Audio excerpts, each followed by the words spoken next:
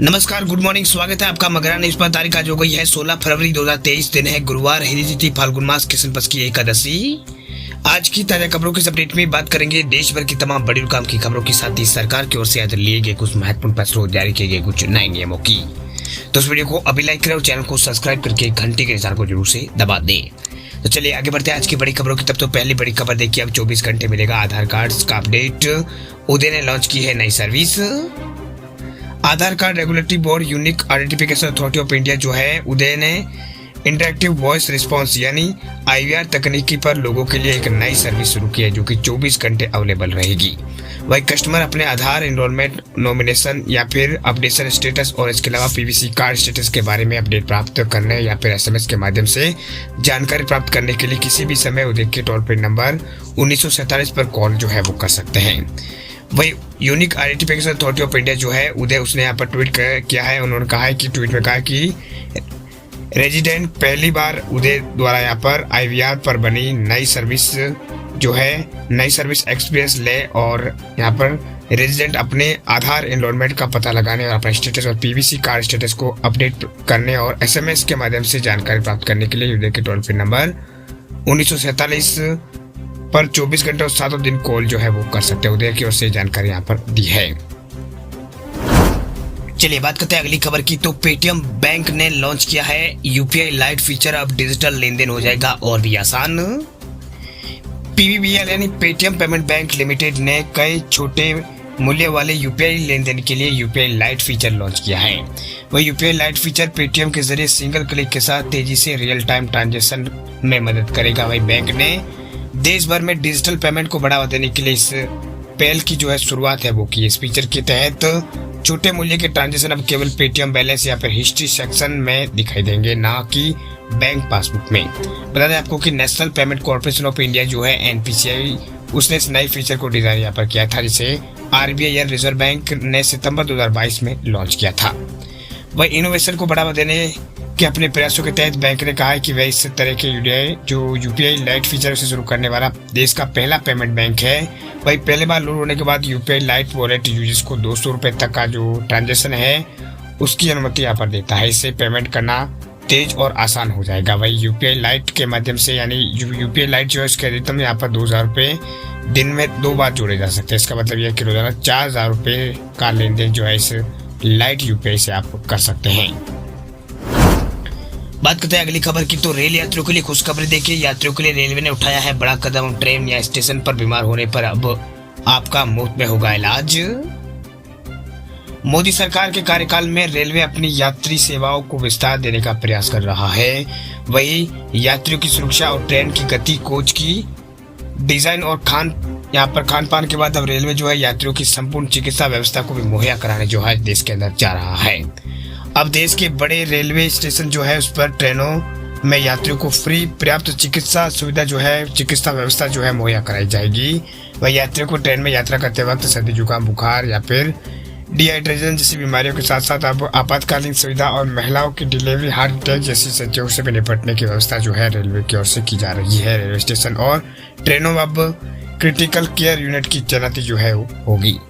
आपको बता दें कि पहले यहाँ पर जो पिछले दिन थे उनमें यहाँ पर रेलवे ने फैसला किया था कि यात्रियों को प्रारंभिक नहीं बल्कि संपूर्ण चिकित्सा व्यवस्था जो है उपलब्ध कराई जाएगी। अब ट्रेनों में सिर्फ प्राथमिक उपचार का ही प्रावधान था, लेकिन रेलवे ने ये व्यवस्था जो है सुप्रीम कोर्ट के आदेश पर और एम्स दिल्ली के डॉक्टरों की एक टीम की अनुशंसा के बाद यहाँ पर उठाया है और सांसदों की एक समिति ने भी इसको लेकर अनुशंसा जो है वो जारी की थी।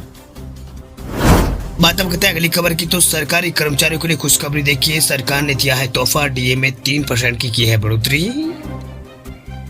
पश्चिम बंगाल सरकार ने राज्य के सरकारी कर्मचारियों के लिए महंगाई भत्ते में 3% की बढ़ोतरी की है। ये ऐलान राज्य सरकार के अधिकारियों द्वारा लंबित महंगाई भत्ते की मांग को लेकर विरोध प्रदर्शन के कुछ देर बाद हुआ है।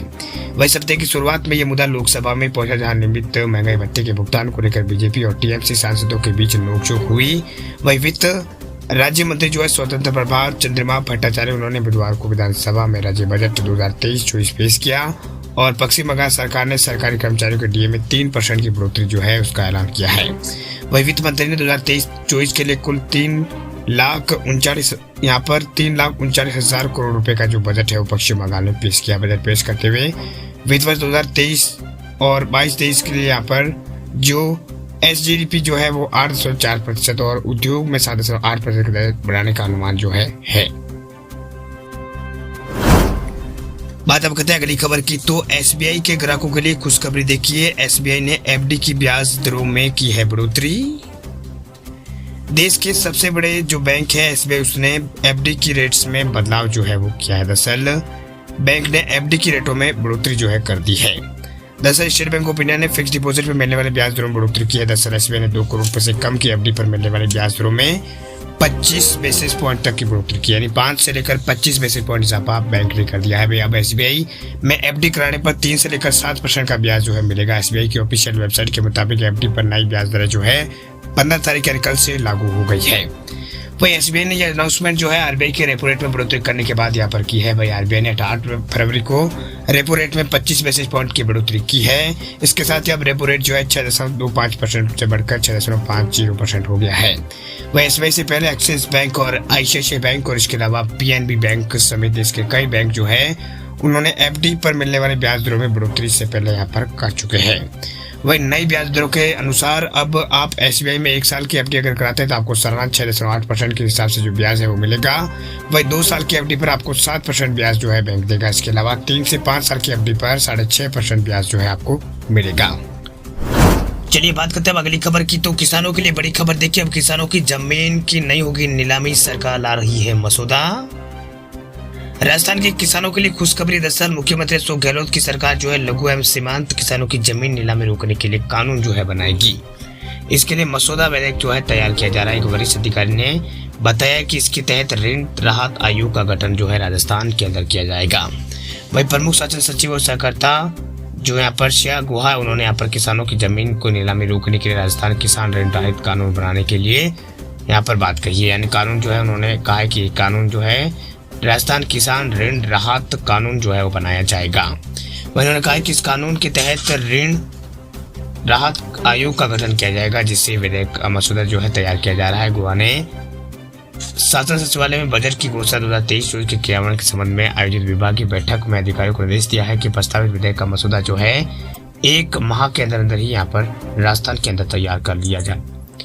चलिए बात करते हैं अगली खबर की। तो बोर्ड परीक्षार्थियों के लिए ये बड़ी खबर देखिए, महाराष्ट्र में नकल को रोकने के लिए बड़ा फरमान, परीक्षा केंद्रों के आसपास की फोटोकॉपी की दुकानें रहेगी बंद।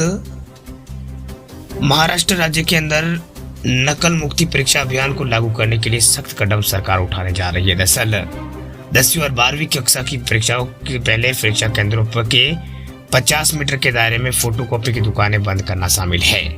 वही महाराष्ट्र बोर्ड की 12वीं की परीक्षा जो है वो 21 तारीख से यहाँ पर और 10वीं की जो परीक्षा है 2 मार्च से शुरू हो रही है। महाराष्ट्र कैबिनेट की बैठक में मुख्यमंत्री एकनाथ शिंदे की अध्यक्षता में किए गए फैसलों पर अधिकारी द्वारा दी जानकारी के अनुसार परीक्षा केंद्रों में उनकी संवेदनशीलता के अनुसार वर्गीकृत किया जाएगा और परीक्षा केंद्रों के 50 मीटर के दायरे में अनाधिकृत लोगों के प्रवेश पर भी प्रतिबंध लगाया जाएगा। वही अधिकारियों ने बताया कि इस दायरे में आने वाली सभी फोटोकॉपियों की दुकानें और परीक्षा केंद्रों के दौरान उनको बंद करने का निर्देश दिया गया है।